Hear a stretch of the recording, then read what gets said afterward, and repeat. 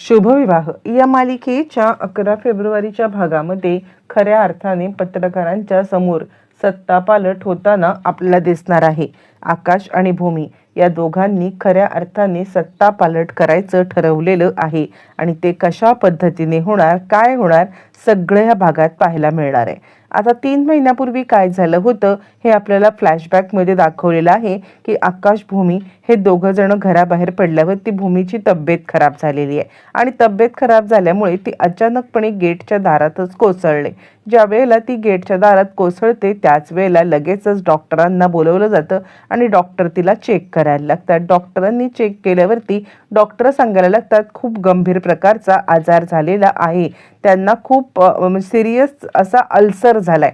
Ulcer म्हटल्यावरती आता इकडे सगळ्यांना धक्का बसलेला आहे आणि सगळेच जण आता इकडे डॉक्टरांना विचारतायत काय झालंय, बरी होईल ना ताई, फार काही नाही ना झालेलं आहे. यावरती डॉक्टर म्हणतात हे बघा, त्यांची काळजी घेतली ना प्रॉपर तरच त्या बऱ्या होतील, नाहीतर खूप कठीण काम आहे. आणि त्यावरती आकाश म्हणतो पण हा अल्सर कशामुळे झालाय. यावरती डॉक्टर सांगायला लागतात वेळी अवेळी खाणं किंवा आता खाण्यातून सुद्धा काही प्रकारचं त्यांना केमिकल्स किंवा असं काही गेलं असेल, बरेच दिवस घरचं अन्न खाल्लं नसेल, त्यामुळे कदाचित बाहेरच्या अन्नातून सुद्धा आता हे सगळं होऊ शकतं आणि त्याचमुळे हे सगळं झालेलं आहे. आणि त्यासाठी आत्ता फक्त एकच गोष्ट करायची आहे, ती म्हणजे तुम्हाला त्यांची काळजी घ्यायची आहे. कोणत्याही परिस्थितीमध्ये त्यांना जर का त्रास झाला किंवा त्यांना आता जर काही बाकीच्या गोष्टींच्यामुळे हार्म झाला तर ही गोष्ट खूप कठीण होणार आहे. यावरती आकाश म्हणतो डॉक्टर ह्याला बरा होईल नाही. डॉक्टर म्हणतात व्हायला बरा होईल, पण तुम्ही या सगळ्यामध्ये त्यांची काळजी घेणं हे सगळ्यात जास्त महत्त्वाचं आहे आणि ती काळजी घेतली तरच त्या बऱ्या होतील. असं वणवण भटकणं ठीक नाहीये. एका ठिकाणी राहून घरचं खाणं या गोष्टी करायला लागतील आणि त्याशिवाय पर्याय नाहीये असं डॉक्टरांनी सांगितल्यावरती ते औषधं लिहून देतात. पण जरी औषधं लिहून दिली असली तरी यांची काळजी घेण्याशिवाय दुसरा तुमच्याकडे कोणताही पर्याय नाहीये असं ते ठणकावून सांगतात. आणि त्यानंतर डॉक्टर निघून गेल्यावरती आता ह्या सगळ्यांची आपसात चर्चा होते की काय करायचंय. म्हणजे आता हे सगळं घडतंय तर आपण आता भूमीला घेऊन बाहेर कुठे जाऊ शकत नाही आहोत किंवा या सगळ्यामध्ये काही गोष्टी अशा पद्धतीने हँडल करता येतील की ज्याच्यामुळे आता भूमी बरी राहिली पाहिजे. यावरती आकाश म्हणतो त्यासाठी एकच उपाय फक्त आपल्याला करता येण्याजोगा आहे आणि तो म्हणजे भूमीची मात्र आता काळजी घेण्यासाठी आपल्याला इथेच राहायला पाहिजे असं म्हणत तो आता हे सगळं बोलतोय. त्यावरती मग आता इकडे बलदेव सांगायला लागतोय हो काळजी घ्यायला पाहिजे, पण मला नाही वाटत की रागिणी पटवर्धन आपल्याला या सगळ्यामध्ये इकडे आता येऊ देईल म्हणून. यावरती आकाश म्हणतो तिला तसं करावंच लागेल, कारण काही झालं ना तरी सुद्धा रागिणी पटवर्धन हिच्याकडे मी हातपाय जोडेन आणि आता मी भूमीला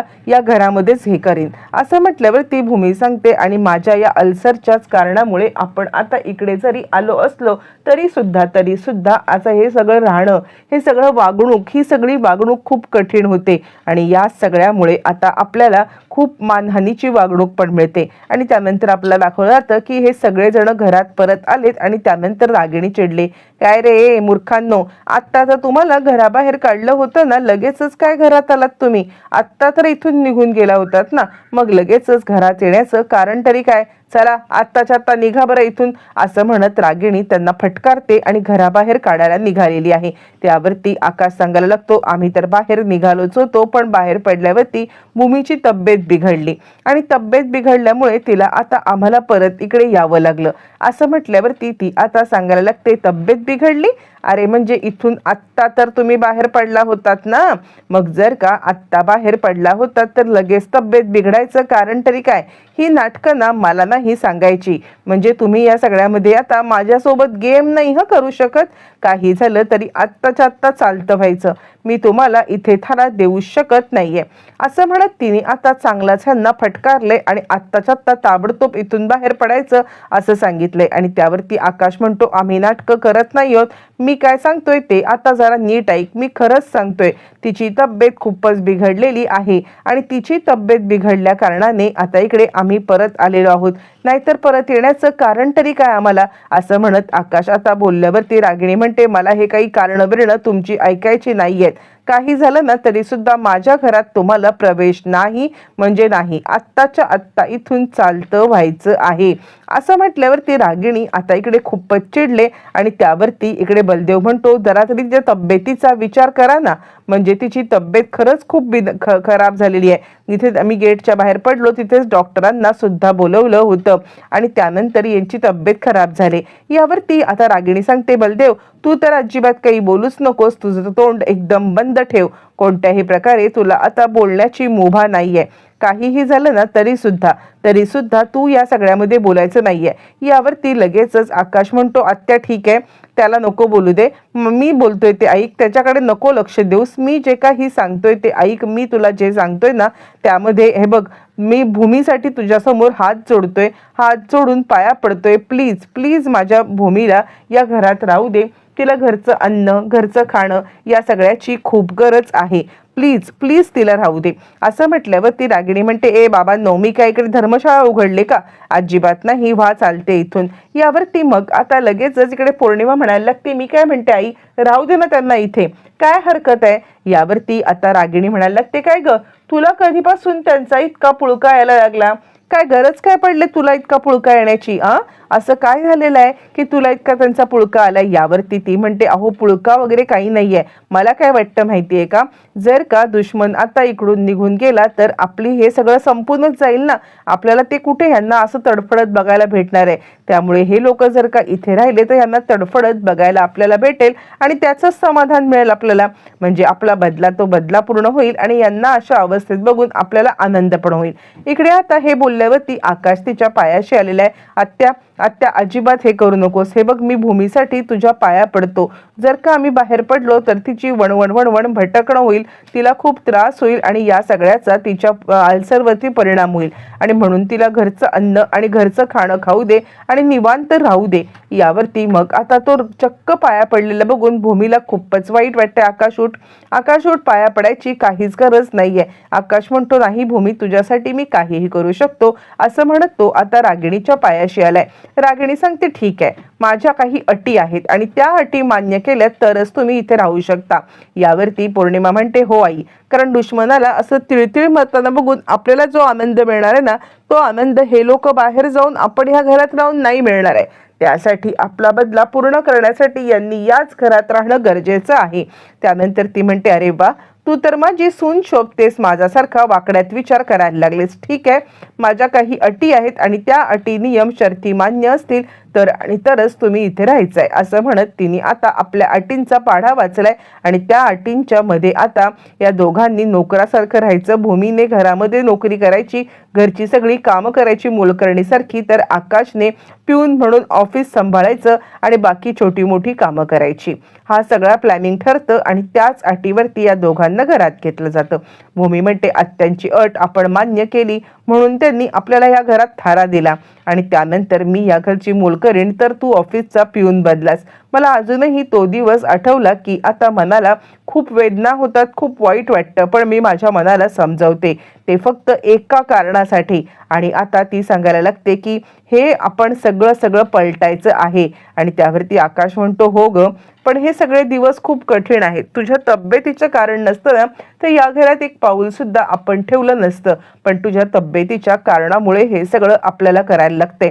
भूमी सांगते, हो मी तेच सांगते, मनाला कितीही यातना झाल्या ना तरी सुद्धा आपल्याला हे सहन करायला पाहिजे या एका गोष्टीमुळे. आणि ती आता आपल्या पदराला बांधलेली एक चिठ्ठी काढते आणि ती चिठ्ठी खोलते आणि दाखवते, हेही दिवस जातील, असं म्हणत ते लिहिलेले दिवसाचं ती हे दाखवते आणि ती सांगते, चांगले दिवस वाईट दिवस दोन्हीही दिवस राहत नाहीत, वाईट दिवस येतील तेव्हा सुद्धा आपण हाच विचार करायचा की हेही दिवस जातील आणि आता चांगले दिवस नक्की येतील. मी तेच विचार करते, तेच पदराला बांधून ठेवते आणि त्याच आशेवरती मी जगत आहे, असं म्हणत भूमीने आता इकडे आकाशच्या मनाला थोडीफार तरी उभारी दिलेली आहे आणि दोघंही जण आता पुन्हा दटून कामाला लागलेले आहेत.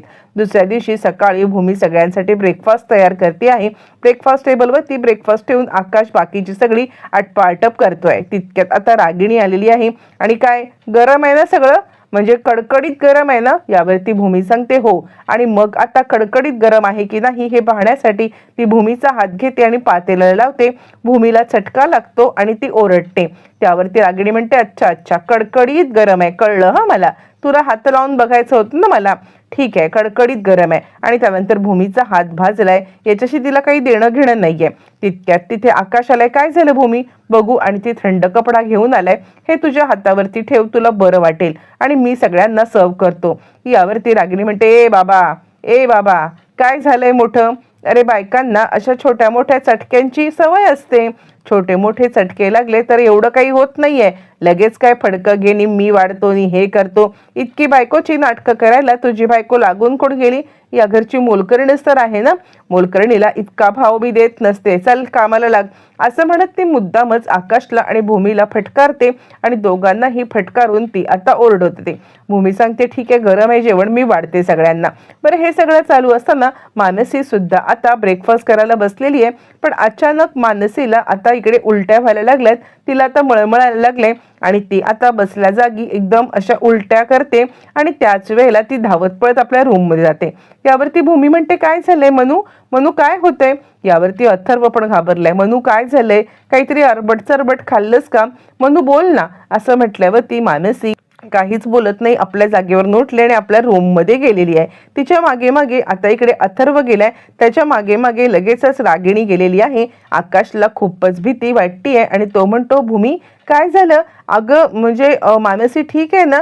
तिला काही झालं तर नाहीये ना? यावरती आता इकडे भूमी सांगायला लागते, आकाश अरे काही नाहीये, तिला कोरड्या उलट्या होत आहेत. म्हणजे गुड न्यूज आहे, गुड न्यूज, कळतंय का? ही तर आपल्यासाठी आनंदाची बातमी आहे. त्यावरती आकाश खूपच खुश झालाय आणि म्हणतो, चला या रखरखत्या वाळवंट्यामध्ये एकतरी चांगली बातमी आपल्याला समजली.